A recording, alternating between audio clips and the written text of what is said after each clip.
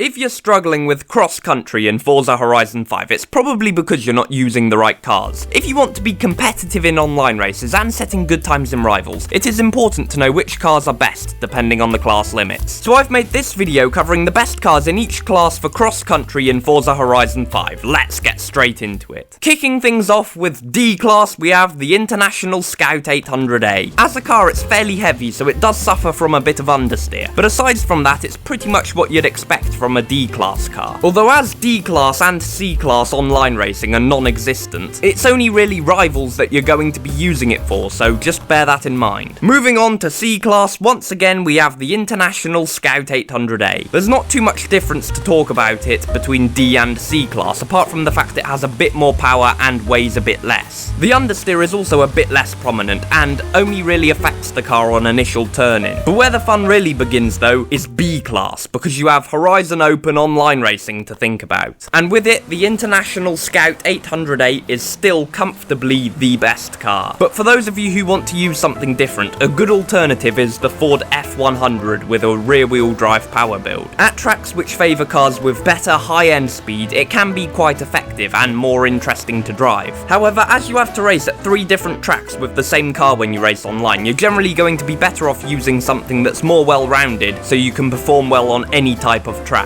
which makes the Scout a much safer bet. As for A-Class, we once again have the International Scout 800A as the best car. However, this is the last you'll see of it in this video. Compared to most other A-Class cars, the main advantage the Scout seems to have is the acceleration, which comes as a result of having really good drive out of the corners, and along with the fact it has pretty good high-end speed too, it's quite hard to beat. But if you want to try something different, the Willys MB Jeep is a viable alternative. It's not as good in a straight line, but it's better in the corners as it has good initial turn-in and rotation, so in many ways it's more fun to drive than the Scout. And it's a good enough all-rounder that it can perform fairly well at any cross-country track. For S1 class, the dominant car is the Hot Wheels Bone Shaker. The combination of traction and power is pretty much unmatched, so accelerating off the exit of corners and onto longer straights, it gains a lot of time. With that said, it's not the nicest car to drive, as it does have quite a bit of understeer, and even when you do win races with it, the victories are pretty hollow. So if you're looking for a good alternative, I'd recommend the Lola T70. It's mid-engine, so it has a very nice balance to it, while still being very competitive if you take it online. The only thing to watch out for is the fact it does bottom out easily upon landing, and when you hit large bumps in the terrain. Moving on to S2 class, the best car is the Mercedes-Benz CLK GTR. However, in cross-country, S2 class online racing doesn't exist, and it's probably with good reason, as the speed at which you hit some of the bumps would make online races a bit chaotic. As for the CLK GTR, it's a very well-rounded car. It has a nice balance to it and also has good acceleration and straight line speed, so it would tick all the boxes for being a dominant car in online races, but unfortunately you can only use it for rivals. Finally, for X class, not only is there no online racing, but there's also no rivals, and even if there was, the best X class car would likely not even be as good as the CLK GTR is in S2 class, because when you max out a CLK GTR while still having all the necessities for off-road, such as tyres and suspension, it doesn't even make it to the top of S2 anyway, so X-Class is basically irrelevant. And with that, thanks for watching. If you have any questions, drop them in the comments. Like always, be sure to like and subscribe, and I'll see you in the next one.